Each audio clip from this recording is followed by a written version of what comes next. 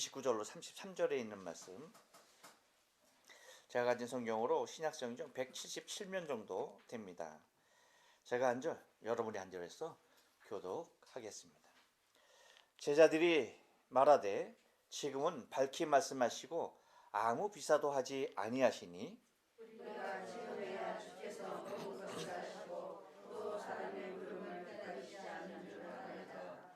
비로소 하나님께로서 나오시는 우리가 믿사옵나이다. 예수께서 대답하시되 이제는 너희가 믿느냐? 보라 너희가 다 각각 저쪽으로 흩어지고 다른 자를 배워하니 벌써 왔도다. 그러나 내가 혼자 있는 것이 아니라 아버지께서 나와 함께 계시니라. 같이 읽습니다.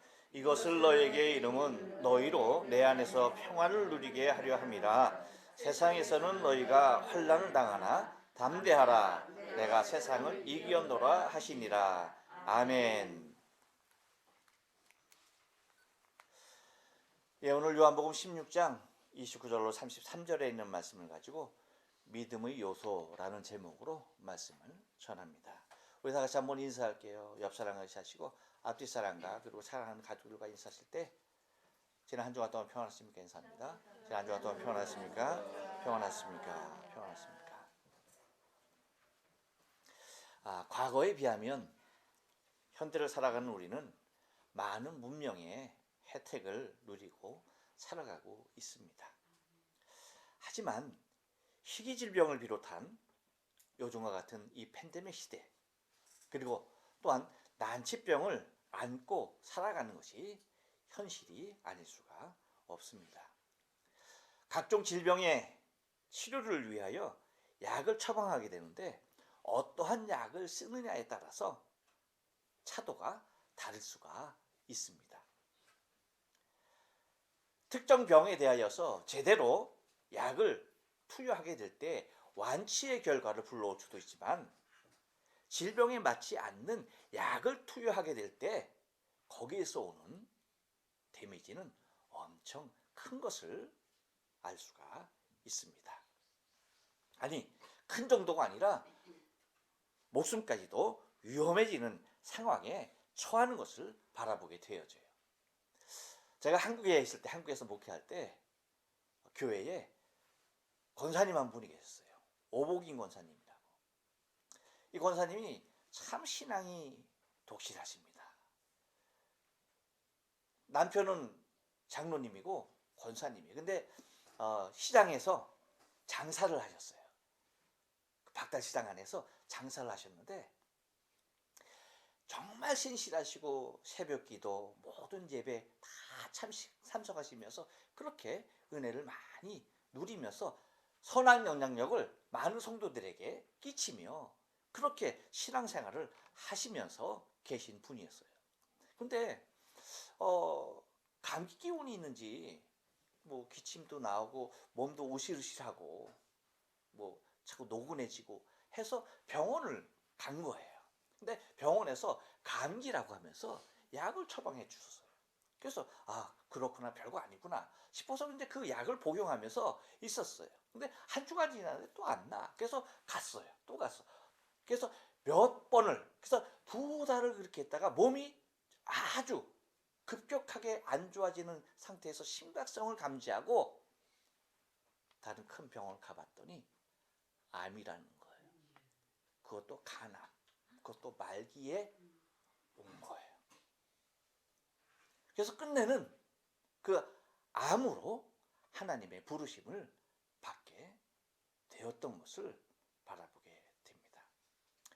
여러분, 이렇듯 치료를 위하여서는 정확한 진료와 거기에 맞는 정확한 처방이 필수적입니다.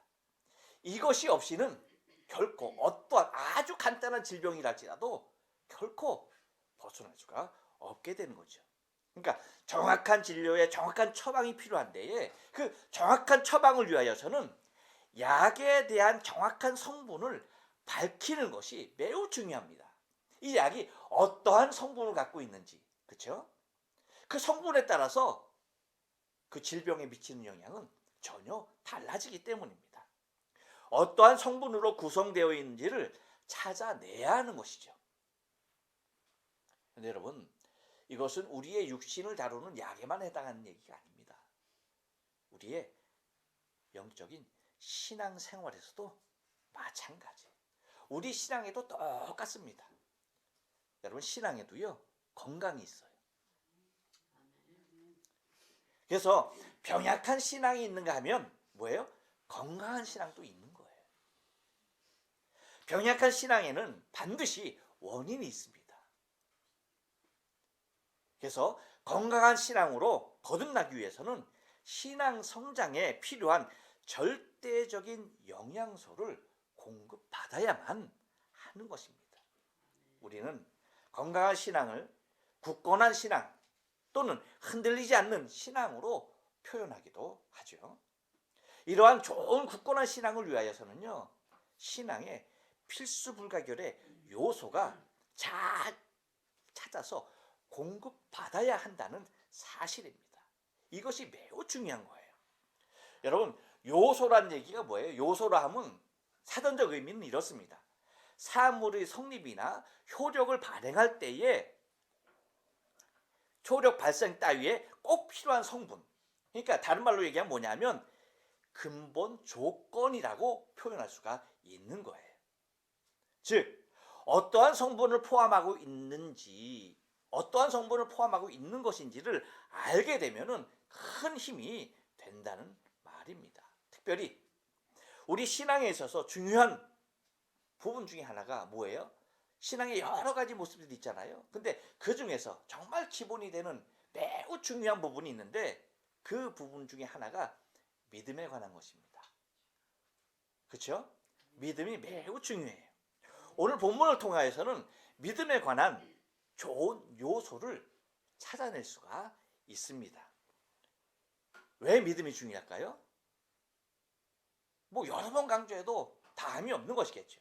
믿음은 구원에 있어서 절대적인 조건이기도 하지만 하나님을 기쁘게 할 수 있는 절대적 기준이 되기도 하는 거예요. 그렇기 때문에 믿음이라는 것이 우리의 신앙의 삶 가운데 있어서 얼마나 중요한 모습인지 몰라요. 또한 하나님은 당신의 일을 이 믿음의 사람들을 통하여서 항상 이루어 오셨어요.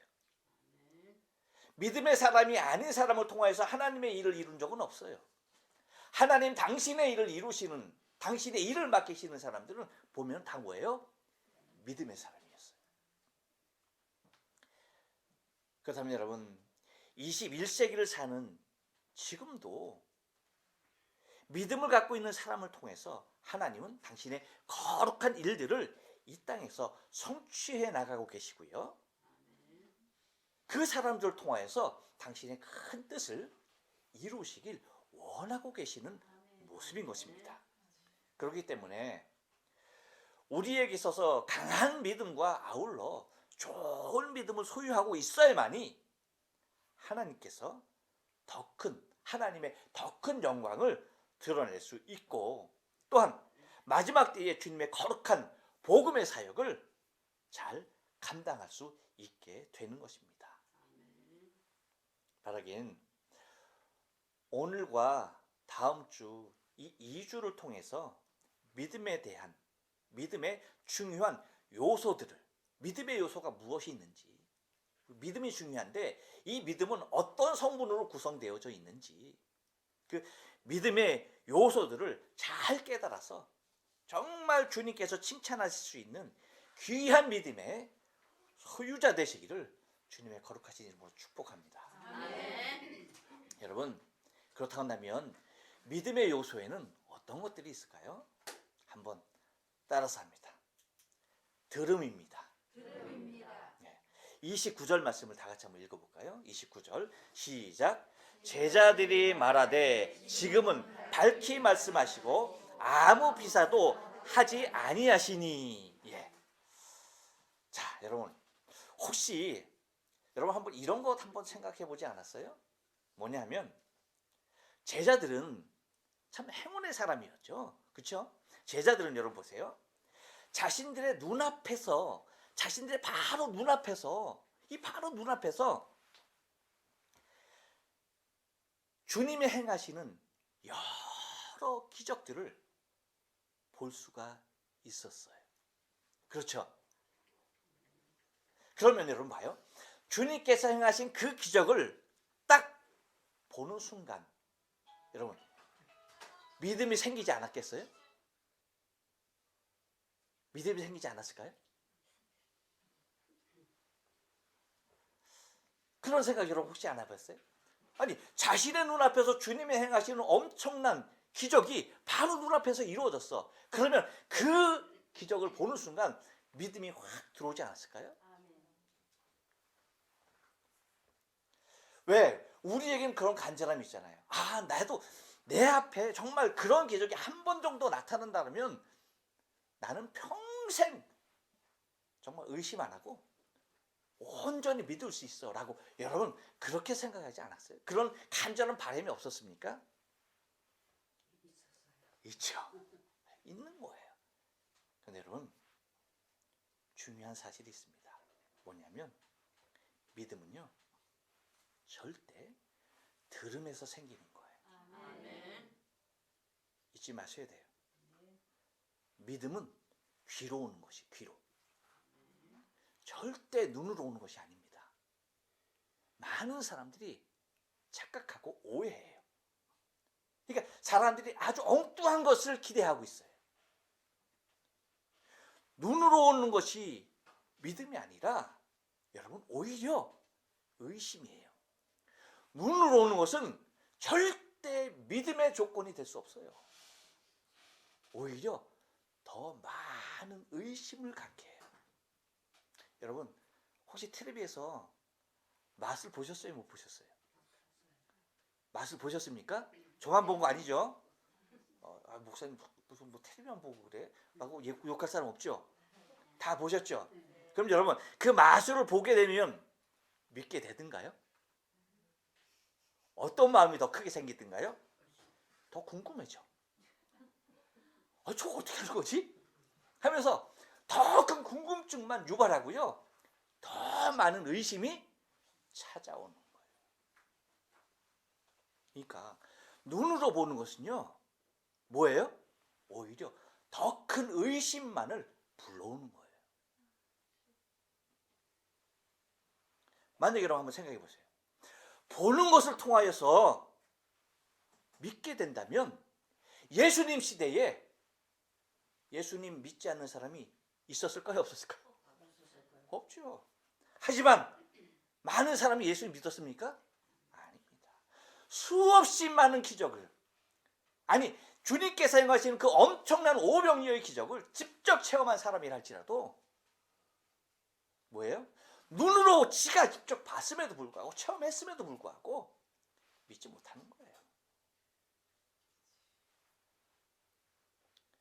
그렇기 때문에 여러분 눈으로 보는 것을 통하여서 내가 믿음이 강하여질 수 있겠다라는 바람은 빨리 접어야만 합니다. 그래서 가장 어리석은 사람이 누구냐? 그 사람은 다른 사람이 아니에요. 옆 사람에게 얘기해 줍니다. 나는 보지 못했으니까 믿지 못하겠습니다. 이 사람만큼 어리석은 사람이 없는 거야. 봄을 통하여서 보는 것을 통하여서 믿을 수 있다? 그런 사람은 아무도 없는 거예요. 아까 말씀드렸죠? 보는 것을 오히려 뭐만 더 키운다? 의심만 더 키우는 거예요. 그렇기 때문에 주님은 도마에게 하시는 말씀이 있었죠. 주님께서 부활하셨을 때 제자들이 나타났는데 그 현장에 누가 없었어? 도마가 없었어. 그랬더니 도마가 하는 말이 뭡니까? 야 웃기지 마. 나는 예수님의 손에 못자국에 손을 넣어보고 옆구리에 손을 넣어보지 않고서는 믿지 못하겠다라고 얘기하죠. 그랬을 때 요한복음 20장 29절에서 예수님께서 도마에게 나타나셔서 하시는 말씀이 있어요. 너는 나를 본고로 믿느냐? 보지 못하고 믿는 자들은 복되도다. 할렐루야. 어떻게 믿는 것이 복되다?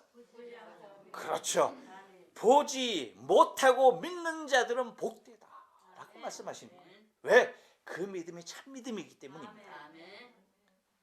여러분 인간에게는 오감이 있어요. 그렇죠? 오감. 뭐예요? 시각, 그 다음에 청각, 그 다음에 후각, 그 다음에 미각, 그 다음에 촉각. 이 5가지 감각이 있어요. 이 5가지 감각이 있는데 마지막까지 남아있는 감각이 뭐라고요? 누누이 말씀드렸죠. 뭐예요? 청각이에요. 청각.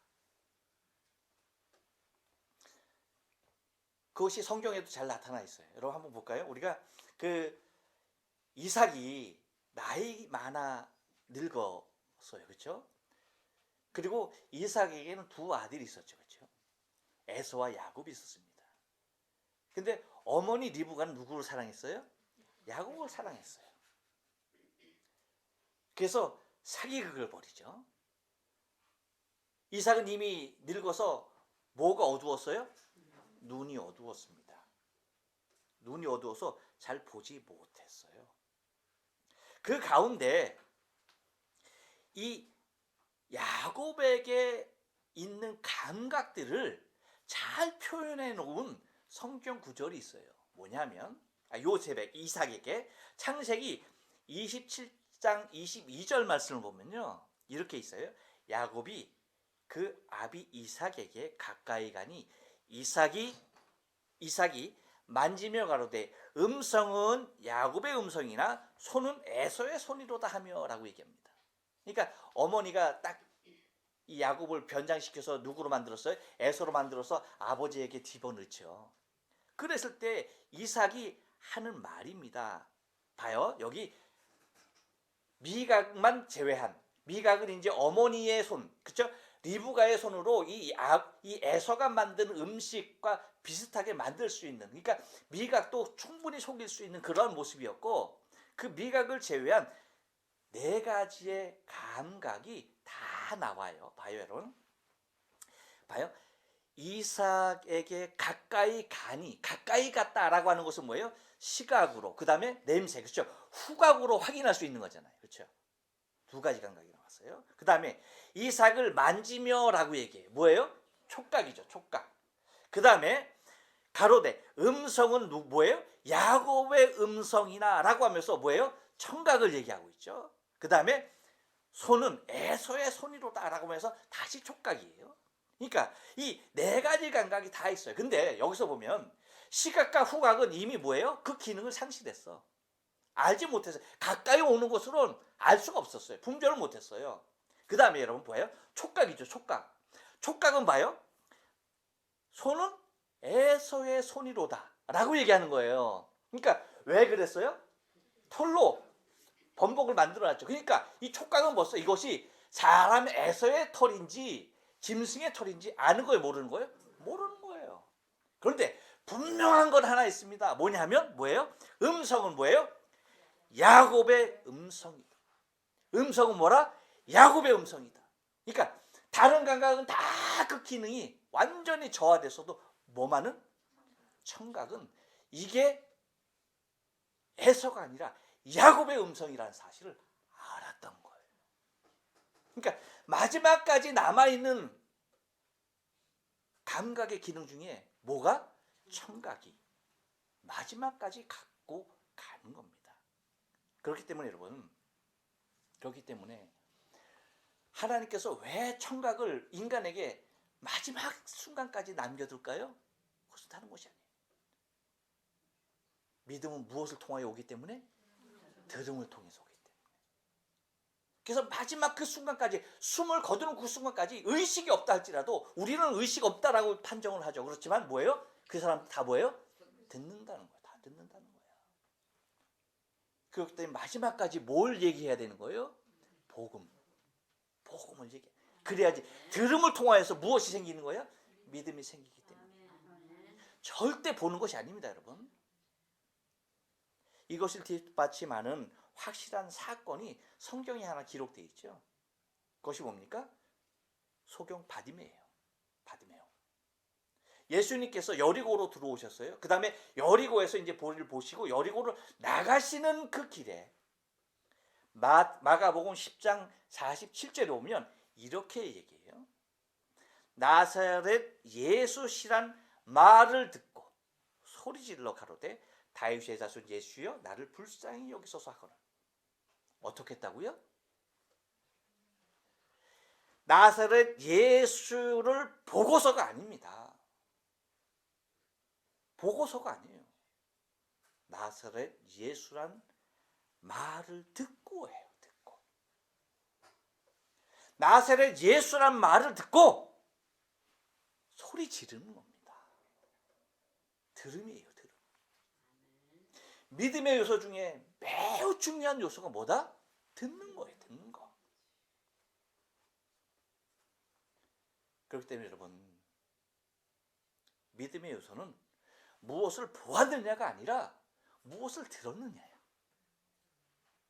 즉 믿음의 요소는 듣는 것입니다. 그것도 한 번 듣는 것이 아니라 자주 들어야 돼요. 반복적으로 들어야 하는 것입니다. 그래서 주님은 제자들에게 반복 주입을 아주 탁월하게 하셨어요. 계속해서 반복하셨어요. 지난주에 말씀드렸죠? 그렇죠? 내가 아버지께로 간다. 그거 여러분 우리 계속해서 그걸 한 번 얘기한 거예요? 아니죠. 계속해서 반복해서 얘기하신 겁니다. 그래서 오늘 그 말씀도 제자들이 말하되 지금은 밝히 말씀하시고 아무 비사도 하지 아니하시니, 그러니까 여러 번 들었기 때문에 이 말이 가능한 거예요. 이 고백이 가능했던 거예요. 그래서 여러분, 믿음은 들음에서 난다라고 로마서 10장 17절에서 얘기하잖아요. 그러므로 믿음은 들음에서 나며 들음은 그리스도의 말씀으로 말미암았느니라. 할렐루야. 그렇습니다, 여러분. 예수님은 이것을 너무나 잘 아셨기 때문에 제자들에게 반복해서, 그것도 지속적으로 말씀하신 거예요.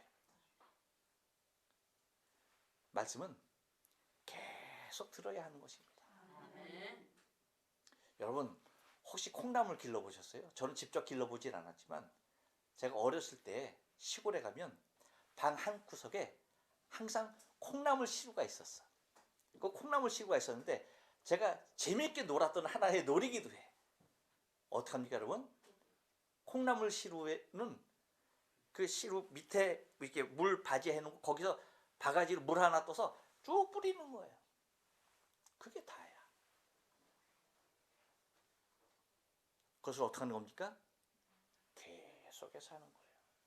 처음에 뿌렸을 때 여러분 막 싹이 나들까요? 절대 그렇지 않습니다. 근데 계속해서 뿌리면 뭐예요? 물은 다 빠져 내려간 것 같아. 하나도 안 남은 것 같아. 뭐 남지도 않았겠지. 그런데 어떡합니까? 희한한 일이 나타나요. 콩나물은 자라는 거예요. 이와 똑같습니다, 여러분. 말 잘하는 것이 복이 아니라 말 잘 듣는 것이 복이에요. 아멘. 할렐루야. 아멘. 말 잘하면 좋겠지만 말 잘하는 그 자체가 복이 아니에요. 절대 아닙니다. 뭐예요? 말을 잘 듣는 것이 복이에요. 가장 위대한 카운슬러는 많은 말을 하는 사람이 아니라 뭐예요? 말을 잘 들어주는 사람이듯이. 누가 가장 위대한 믿음의 사람이 될 수 있을까요? 그것은 말씀을 잘 듣는 사람. 말씀을 잘 듣는 사람이 위대한 믿음의 소유자들이 될 수 있는 것입니다. 그러면 여러분, 믿음의 첫 번째 요소가 뭐라고요? 듣는 거예요. 들음이에요. 또 하나 믿음의 요소는요, 한 번 더 따라서 합니다. 고백입니다. 예, 30절 말씀을 다 같이 한번 읽어볼게요. 시작. 우리가 지금에야 주께서 모든 것을 아시고 또 사람의 물음을 기다리시지 않을 줄 아나이다. 이로써 하나님께서 나오심을 우리가 믿삼나이다 라고 말합니다. 예, 우리 옛말에 구슬이 서말이라도 깨어야 보배다라는 말이 있어요. 믿음에 있어서 고백은 마치 이 서말의 이 구슬을 이렇게 보배로 만들어내는 매우 중요한 요소입니다. 무엇이? 고백이. 이 고백이라는 것이 보배를 만들어내는 아주 중요한 요소예요. 어떠한 고백일까요? 무슨 고백일까요? 내 사랑하는 사람을 향한 사랑의 고백일까요? 어떤 고백이 여러분 중요한 고백일까요? 다른 것 아닙니다. 주를 향한 고백이 매우 중요한 거예요. 주님을 향한 고백. 주님은 사람들이 당신에게 어떠한 존재로 인식되고 있는지에 대해서 제자들에게 묻는 내용이 있습니다.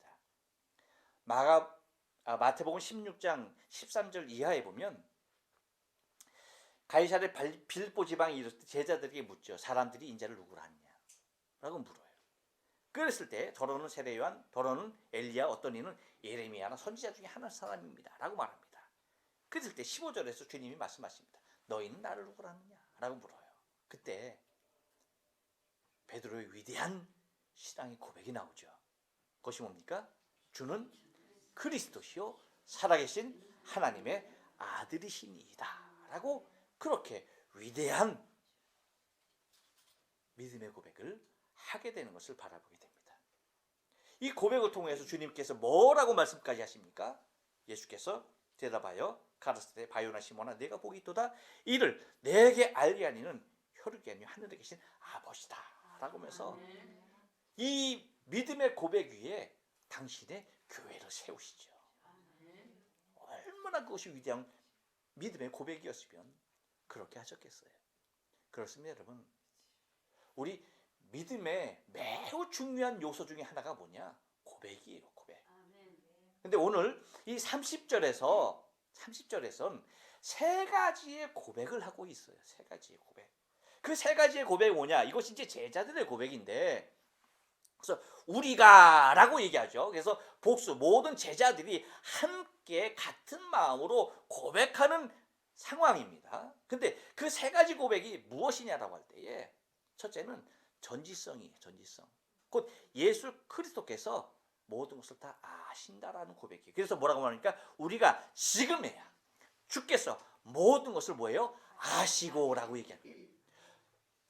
지금에야 우리가 지금에야 주께서 모든 것을 아시고 계신 것을 믿습니다라고 얘기하는 거예요. 이 모든 것을 안다. 전지성에 대한 고백은 무슨 얘기입니까? 다른 것 아니거든요. 주님 당신은 하나님이십니다 라고 고백하는 거예요. 모든 것을 아신다라고 하는 것은 다른 것 아닙니다. 하나님 당신이라는 거예요. 우리와 똑같은 육체를 입으셨지만 모든 것을 다 아시는 분이라는 거예요. 그러니까 모든 지식과 지혜 그리고 모든 만물의 근본이신 하나님입니다라는 고백이에요. 또 하나는 뭐냐면 불변성과 확실성에 대한 고백을 하고 있는데 또 사람의 물음을 기다리시지 않는 줄 아나이다. 이것은 다른 말이 아니라 누구의 검증이 필요 없다는 거예요. 이 말을 우리말 성경에서 뭐라고 얘기하고 있느냐면 또 어느 누구의 질문도 받으실 필요가 없음을 저희가 알았습니다 라고 얘기하는 거예요. 그러니까 그 누구의 주장에 의하여서 바뀌는 것도 아니고 그 인간 누구의 검증으로 말미암아서 고백되어질 대상도 아니라는 거예요. 그러니까 사람 그 누가 기준이 되어서 그분이 하나님이고 아니고 그러한 논란의 대상이 아니라는 거예요. 곧 내가 고백하는 이 고백은 지극히 내 개인적인 고백임을 드러내고 있습니다. 곧 나 자신의 순수한 믿음의 고백을 나타내고 있는 것입니다. 또 하나의 고백은 뭐냐면 곧 메시아입니다. 다시 말하면 그리스도 독생자 기독론에 관한 고백이에요. 그래서 이로써 하나님께로서 나오심을 우리가 믿삼나이다 라고 얘기합니다. 곧 주님이 하나님께로부터 보내심을 받은 그리스도라는 사실을 믿는다는 거예요. 곧 구원자라는 사실을 고백하는 것입니다. 이렇듯 30절에서는 세 가지의 고백을 통하여서 주님을 향한 제자들의 고백이 공통의 고백이 나오는 모습이에요. 여러분 고귀한 믿음은요, 주님을 향한 내 개인적인 고귀한 고백을 필요로 하는 것입니다. 내가 고귀한 믿음을 갖기를 원하십니까? 그러면 다른 것 아니에요. 내가 주님을 향하여서 고귀한 고백이 있어야 돼.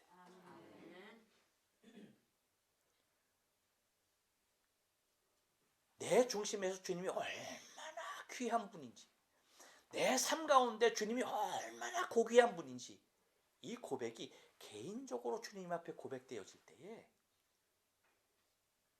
그 믿음은 그 고백만큼 귀해지는 겁니다. 그렇기 때문에 여러분, 이것은 매우 지극히 개인적인 요소예요. 때문에 날마다 순간순간 주님을 향한 나의 신앙의 고백이 필요하다는 사실입니다.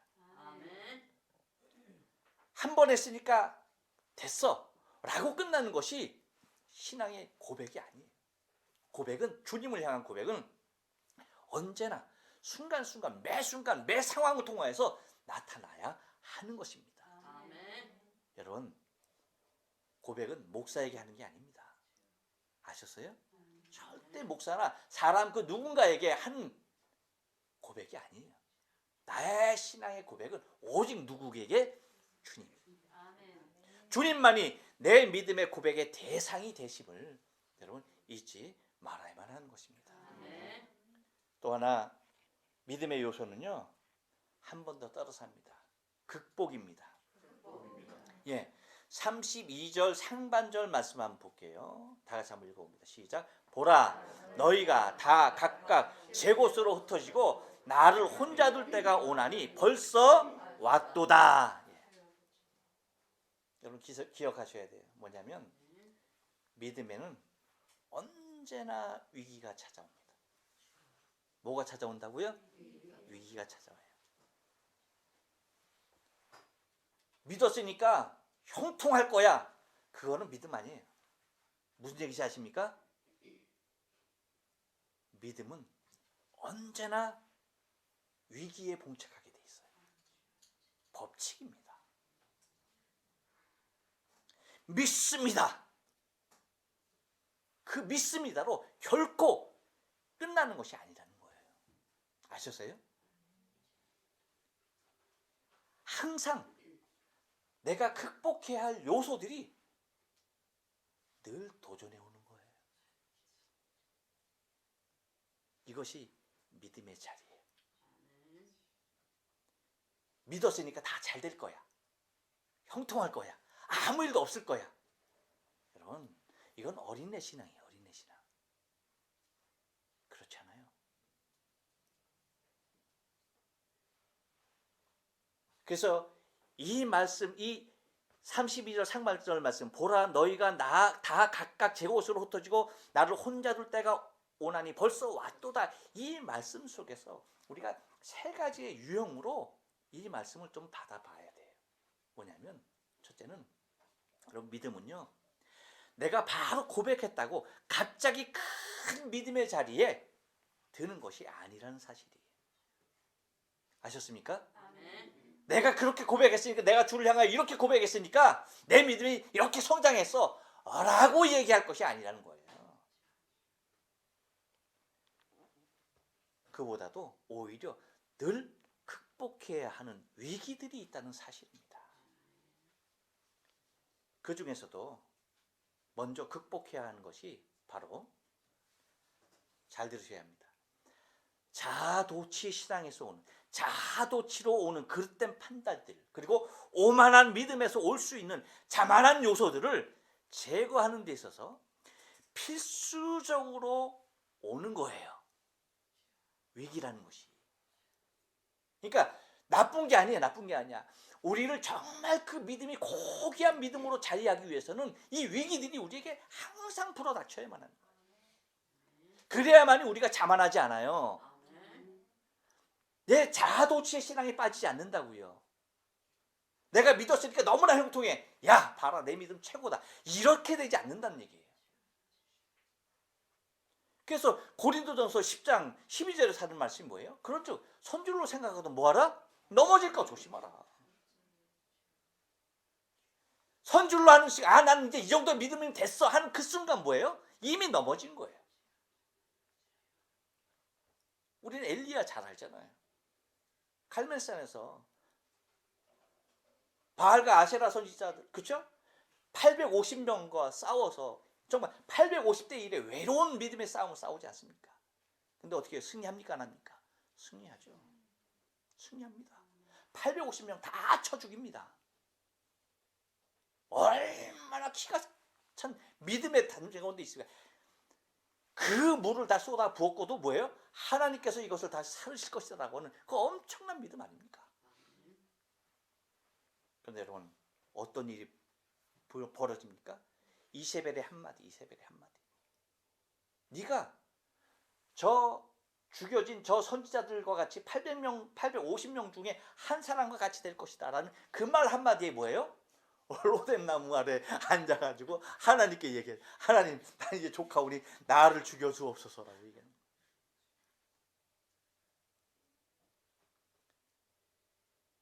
바로 우리의 믿음의 요소는 극복에 있는 거예요. 그러한 자리를 극복해 내는 것이 있습니다.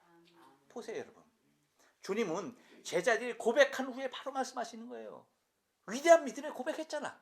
그렇죠? 우리 세 가지 유형으로 봤잖아요. 그들 고백을. 주를 향한 아름다운 고백들을 받지 않습니까?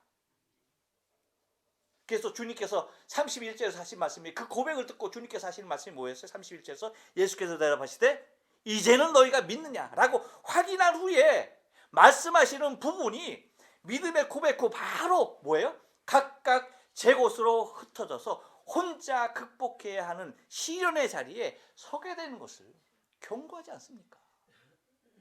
이런 거예요, 이런 거. 여러분, 반석 위에 선 믿음은 절대 그냥 되는 것이 아니에요. 절대 나를 들어서 반석 위에 놓아진 믿음이 아니라는 거예요, 여러분.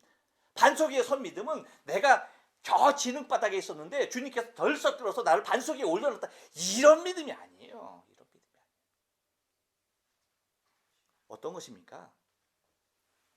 다지고 또 다져지고 또 다져져야 반석과 같이 되는 것입니다. 다시 말씀드리면 수도 없는 위기를 극복하고 또 극복하고 또 극복해 내야 하는 것입니다. 이것이 믿음의 요소예요. 믿으면 모든 것이 형통할 것이다라고 하는 그러한 안일한 믿음에 도취되어서는 안 돼요. 또 하나는 여러분, 무엇을 얘기하는 겁니까? 이제는 이것을 통하여서 제자들의 육적으로 의지했던 자리에서 이제는 뭐예요? 영적으로 의지하는 자리로 이동하는 것입니다. 무슨 얘기인지 아시겠어요? 지금까지는 다 육적으로 주를 의지했던 제자들의 모습이었어요.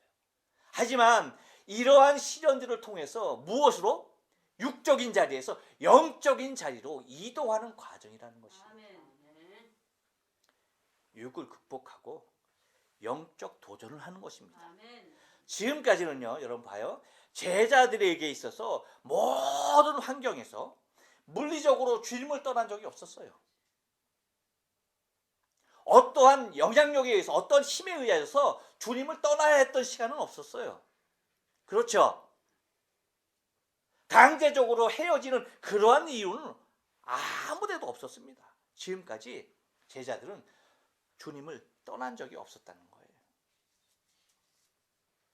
그런데 지금은 그것도 자신의 스승인 주님이 가장 어려움에, 곧 위기에 노출된 상황에서 주님은 어떻게 되든 상관없이 그냥 나만 살겠다라고 주랑랑치는 그런 최악의 상태로 홀로 남아있는 모습이에요. 무슨 얘기인지 아십니까? 그러니까 이것을 통해서, 이러한 상황을 통해서 곧 믿음의 본질에 더 가깝게 가게 되는 계기가 되는 것입니다. 곧 육적인 단계에서 어떤 단계로? 영적인 단계로. 저희가 10여 년 전에 신주쿠에 교회가 있을 때 교회에 청년들이 굉장히 많았습니다. 청년들이 엄청 많았어요. 뭐 청년들만 한 주일에 50명 이상 예배를 드렸으니까 엄청 많았죠. 근데 그 청년들이 교회 간판만 보고 홈페이지만 보고 막 물밀듯 찾아오는 거예요. 그래서 제 아내가 밥해 대기에 정신이 없었습니다. 밥하고 반찬하고 애들 오면은 무조건 먹이고 그 일을 정말 밥 먹듯 했습니다. 밥 먹듯. 그래서 지금도 한국으로 돌아간 많은 청년들이 그때의 그 추억을 잊지 아니하고 연락하면서 저에게 개인적인 선교 후원을 하고 있는 친구들도 있어요. 참 감사하죠. 근데 여러분, 그들이 처음 교회에 오게 되는 환경이 뭔지 아십니까? 육적인 필요성에 의해서예요. 낯선 땅에 왔잖아요. 그렇죠? 얼마나 외롭습니까? 얼마나 힘들어요? 그런데 교회 오니까 한국 사람들이 있어. 같은 또래들이 있어. 그리고 언제나 먹을 게 있어. 그리고 주일날 주일이고 평일이고 언제나 오면 뭐예요? 언제나 한국 음식이 있어. 그래서 찰스가 볼래나 안 볼래나 모르겠는데 우리 찰스를 비롯한 몇몇 애들은 아예 태키권을 아예 교회로 끌었어. 그래서 매일 오는 매일. 그랬어요. 근데 여러분 참 감사한 것이 그러한 육적인 필요성이 나중에는 어디로 갑니까? 그렇죠. 영적인 신앙인의 모습으로 자라가는 모습을 봐요. 한국에서는 교회 문턱도 들어가지 아니했던 애들이 와서 주님을 영접하고 한국으로 가서 자신의 어머니 아버지 모든 가족을 다 구원시키는 엄청난 일들이 일어났던 거죠. 뭡니까? 처음에 필요는 육적인 필요에 의해서 와요. 하지만 뭐예요? 이 자리에서 머물러서는 안 되는 거야. 지금도 많은 교회에서 많은 성도들이 이 육적인 자리에 머물러 있는 거야. 그냥 교제가 좋아서 함께하는 것이 좋아서 음식이 좋아서 같이 있고 있는 것이 좋아서 사람이 좋아서 여러분 그런 단계에 머물러 있는 많은 교우들이 있다는 거예요. 하지만 여기에서 어디로 이전해야 돼? 영적인 단계로 옮겨져야 한다는 것입니다. 제자들은 이 과정을 통하여서 진정한 사도로서의 자리에 설 수 있었어요. 곧 이 육적인 자리를 벗어났을 때에 그래서 영적인 자리에 이르렀을 때야 비로소 사도로서의 제자로서의 사명을 다할 수 있었던 것입니다. 또 하나 여러분 바로 이 모습은요 성장하기 위해서는 반드시 지나야 하는 과정이라는 사실이에요. 성장을 위해서는 반드시 이런 과정이 필요하다는 거예요. 비록 잠시 후에는 제각기 흩어질 수밖에 없는 나약한 제자들의 모습이었지만 이러한 여러 가지 상황을 극복한 제자들의 모습은 여러분 어떻습니까? 모든 제자들이 마지막까지 자신의 사명을 감당했고 그리고 마지막까지 순교의 자리라고 하는 자신의 목숨으로서 자신의 생명을 내어놓는 복음을 위하여 순교하는 자리까지 모두가 다 가지 않았습니까? 그리고 마지막으로 여러분 이 요한복음을 지금 기록하고 있는 요한복음의 저자 사도 요한까지 어떻게 합니까? 마지막까지 다 살아서 이 요한은 뭐예요? 삶으로 순교하는 모습. 죽음으로서가 아니라 삶으로 순교하는 모습의 삶까지. 여러분 이게 더 어렵다는 사실을 잊지 말아야 돼요. 마지막까지 자신의 삶으로 순교하는 이 엄청난 믿음의 소유자들이 됐다는 사실을 여러분 잊지 말아야만 합니다. 바로 이것은 믿음의 요소인 극복을 통하여 가능했던 것입니다. 여러분, 우리에게 내가 좀 믿음이 컸나 싶으면 반드시 찾아오는 이러한 위기들 감사해야 돼요. 이런 것을 통해서 내가 성장하고 있다는 거예요. 여러분, 살아있는 나무는 끝까지 성장하듯이 살아있는 믿음은요, 극복을 통하여서 날마다 성장하는 것입니다.